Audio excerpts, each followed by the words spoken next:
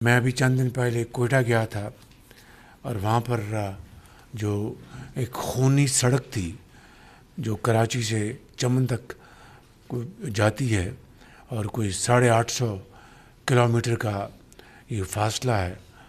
اس کو اب اس کا ہم نے وہاں پر سنگ بنیاد رکھا اور اس کے اوپر پوری تیزی کے ساتھ وہاں پر کام شروع ہو چکا ہے۔ اور ویسے تو مجھے منسٹری آف کمیونیکیشن نے یہ کہا ہے کہ ہم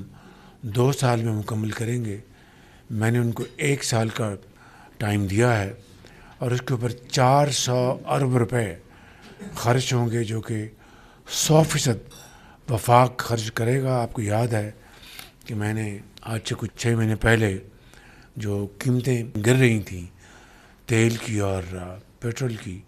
اس کو ہم نے ریٹین کیا تھا، اور وہ فنڈز ہم اس خونی سڑک کو خوشحالی کی سڑک میں بدلنے کے لیے یہ فنڈ ہم استعمال کر رہے ہیں۔ اسی طریقے سے بلوچستان میں جو ایک زرعی پیکج تھا کسانوں کے لیے، جہاں پر بجلی چوری ہوتی تھی، وہ ایک 75 ارب روپے کا ایک منصوبہ تھا، جس میں 50 ارب روپے وفاق نے دیے اور وہ پورا پیکج مکمل ہو چکا، اور وہاں پر جو چوری ہوتی تھی وہ ختم ہو گئی بجلی، اور سولر